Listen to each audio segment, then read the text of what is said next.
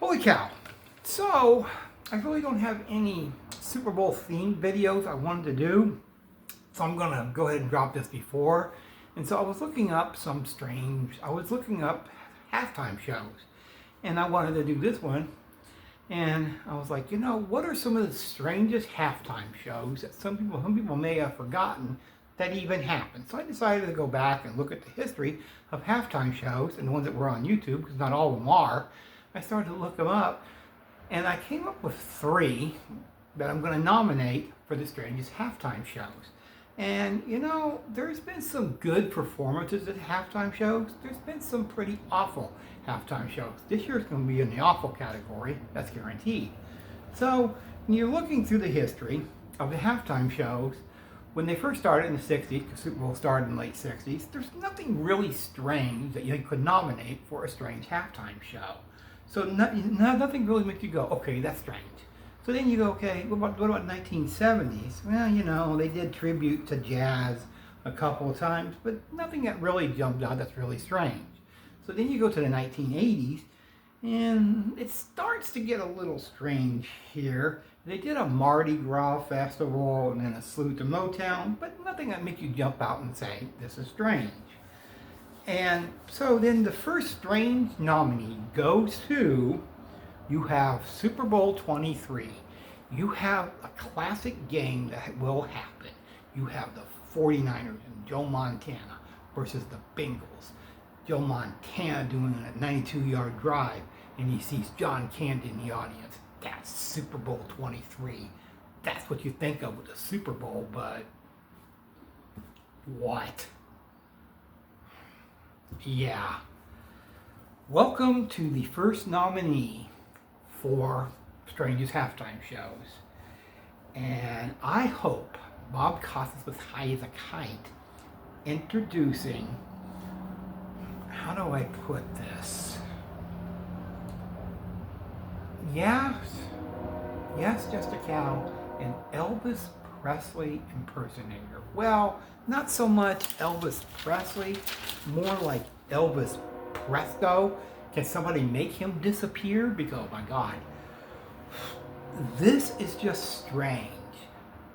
Why did they do this? If anybody has an answer, please tell me.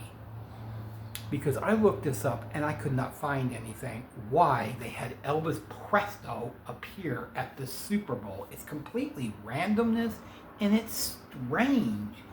You know how many songs he sings of Elvis? 0. There's not one song he sings of Elvis. That's disappointing. That's disappointing. The closest he gets to it is Great Balls of Fire, which ain't even an Elvis song. This is just weird and really strange. He tries to do a card trick. It's 14 minutes of a completely strange halftime show that makes no sense. Why was he even there? And Bob Costas, of course, lies to the entire audience saying, what a job well done. Sure. So for strangeness, this is number 1. And I'm not sure anybody can beat it. We shall see. 1990s, you had some great acts. You had Michael Jackson. It's still one of the all-time great Super Bowl halftime shows. It's up there with Madonna, Prince, what have you. So it's still considered one of the greatest halftime shows. And the following year, they tried to do it. They did a good job following that up. As they had a lot of country acts like Clint Black, Daniel Tucker, Travis Tritt, The Judge. So it's a very underrated halftime show. It doesn't get discussed much. But the following year, we have our second nominee for the strangest halftime show, Super Bowl 29. 49ers easily beat the Chargers, 49-26. It's not a classic game. Steve Young threw 6 touchdown passes and got the monkey off his back. But as for the halftime show,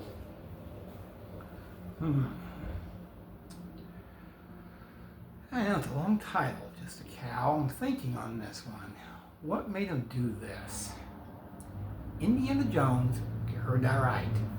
Indiana Jones and the Temple of the Forbidding Eye. Wow. This mess, and it is, was only saved by two people, not Indiana Jones, Patti LaBelle and Tony Bennett. And when it opened, the best part of this was the opening.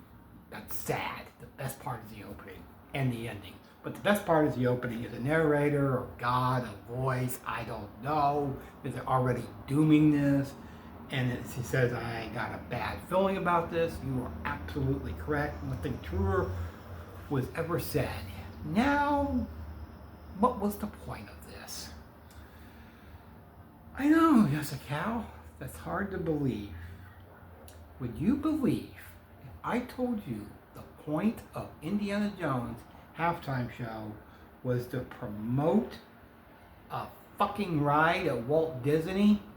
Probably not, but that is the reasoning behind this. And oh my God, they have a plot for this. Elvis Presto had no plot. He had a card trick. This had a plot. The bad guy, this is the plot. This is WWE era plot stuff. This is the stuff that the creative writers in WWE wish they could write. And it was probably somebody that was thrown out of their gourd. So the plot is this. Bad guy steals a Lombardi trophy. You know, the trophy they give to the winners at the end of the game. So the bad guy steals a Lombardi trophy. Indiana Jones is trying to get back the Lombardi trophy while some woman yells, Indiana, Indiana. She's really annoying, by the way. Yes, I actually watched this whole show, and it's an utter mess. So that is the plot of the entire thing, if you can believe that. It is a mess. It is a mess. Is it strange? Very much so. It is definitely a nominee for complete strangeness of a halftime show at the Super Bowl. What made them promote? What made them do this? Did they realize The Lion King just came out like in '94? I think that would make more sense to have a Lion King at the halftime show than Indiana Jones. This is completely strange. I don't even get it. I think they were smoking way too much pot, and they go, I have an idea. So right now, for the strangeness, nothing can still beat Elvis Presto. Number 2 is the Indiana Jones halftime show. Boy, where do we go from here? So they decided to go away from the strangeness. Thank God, because we need to break away from it, because that was really strange. And, you know, they did celebrate 30 years of the Super Bowl with Diana Ross. She left in a helicopter, so that was a really good halftime show. They bounced back from it. Super Bowl 31, they said, we got to get back to the strangeness. We have to get back to it. Because it's going to be in New Orleans, I believe, and the Packers beat the Patriots 35-21. And, oh my God, welcome to the third nominee for strangeness. And, yeah, I think you're right, Jessica Cal. This was probably to promote a movie. There was nothing beyond promote of Elvis Presto besides a card trick. And Indiana Jones was to promote a ride. This is to promote a movie. What am I talking about? Well, I'll get into that. Now, I will say, they got everybody they could for this. People that would actually do it, or that were alive. They got Dan Aykroyd. Yes, that Dan Aykroyd. They got John Goodman. They got Jim Belushi. They couldn't get John Belushi because he had been dead for over a decade. So they couldn't get John Belushi, but they got Jim, his brother. ZZ Top and James Brown. You know, the only other random one I can think of was NSYNC and Aerosmith. This is really random. ZZ Top and James Brown with the Blues Brothers. It's a complete mess. It's a complete mess. It's a really big time mess. The Blues Brothers halftime show. Was there a great big calling for this in 1997? Probably not. And this was just to promote a movie, an awful movie at that was going to be out in a year called The Blues Brothers 2000. Why was it called Blues Brothers 2000 when it came out in 1998? That literally makes no sense. And boy, oh boy, I will say it's not the worst halftime show I have ever watched, but it just seems completely out of place. And one thing I did notice, Dan Aykroyd was trying. Dan Aykroyd was never the best singer, but at least he was trying.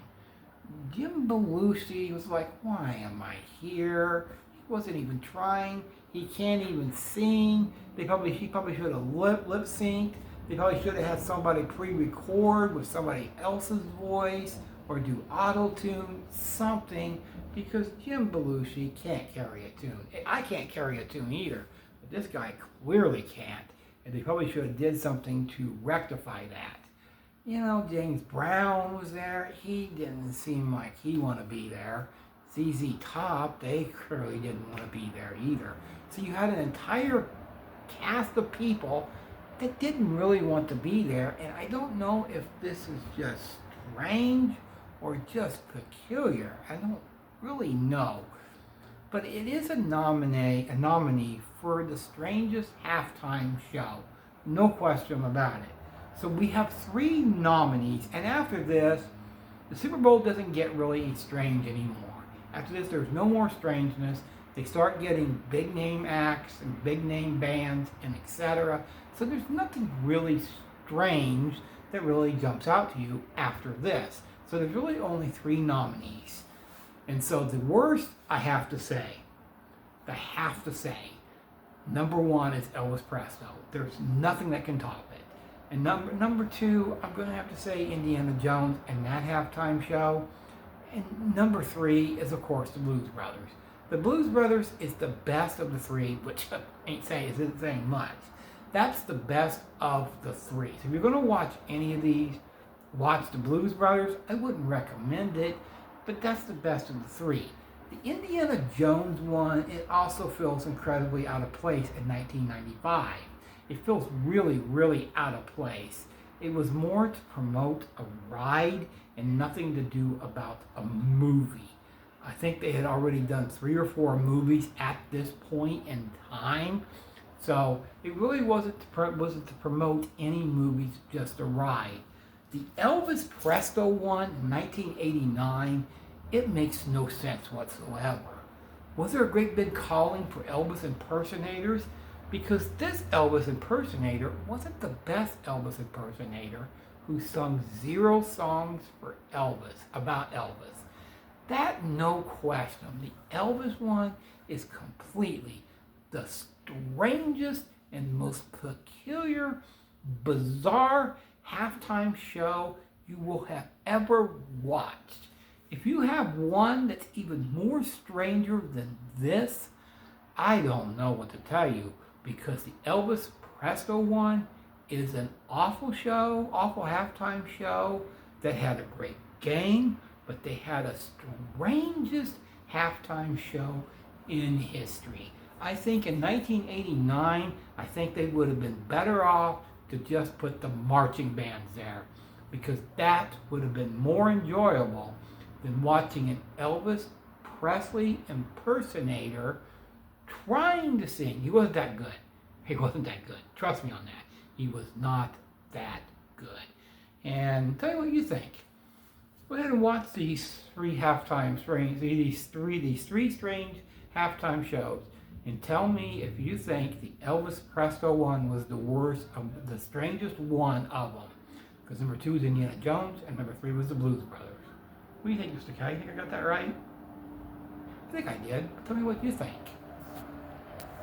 Me and Mom are saying that's all for now. That's all for now.